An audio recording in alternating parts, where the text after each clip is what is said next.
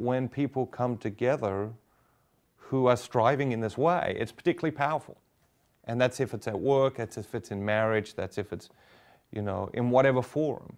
I think that it is counterintuitive to want to help someone who is your competition, but it also is very human. I think too often we take the human face off of business, you know? Oh, yeah. And because it is very human to want to help the people. It is very human to want to raise other people up.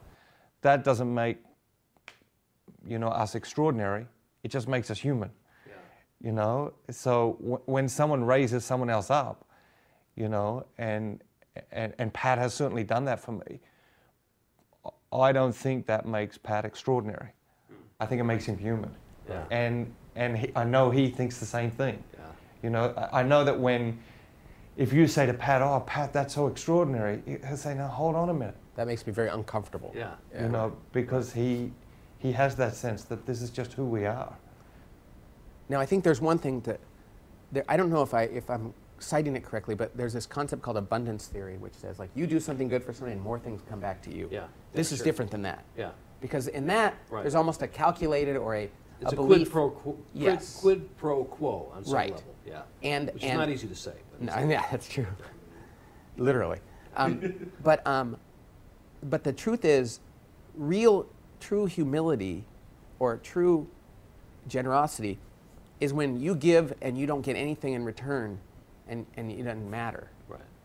In fact, you have to almost have almost a disdain for getting something in return, because then you feel like you've been compensated for it. Yeah, yeah. And so I mean, interesting. And so I do believe that give good things in our business. We talk about give away ideas, and good things will happen. But sometimes you have to give things away knowing that it may never and probably will never benefit you in any way. Sure. The benefit is more, it's not calculated. It's just you do it because it's the right thing to do. Okay, now having said that, if you look at the relationship that you guys have developed over the years, you've gotten something back from Matthew, no doubt. And I do it in spite of that. Right. Yeah.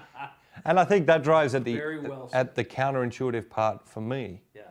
Because the counterintuitive part for me, as I talked about in the foreword, is that as Pat was doing all these great things for me, my intuition is to want to do something for Pat in return, is to want to repay him in some way. Yeah.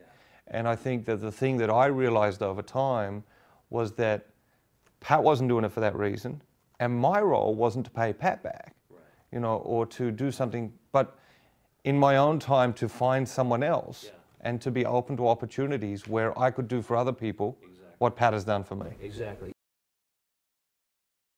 Hi, I'm Matthew Kelly. Thank you for watching. Every day we're releasing new videos and videos from the archives of the last 30 years. So click the button below and subscribe so that you can get notifications and be aware of all the great content that can have a powerful impact on your life.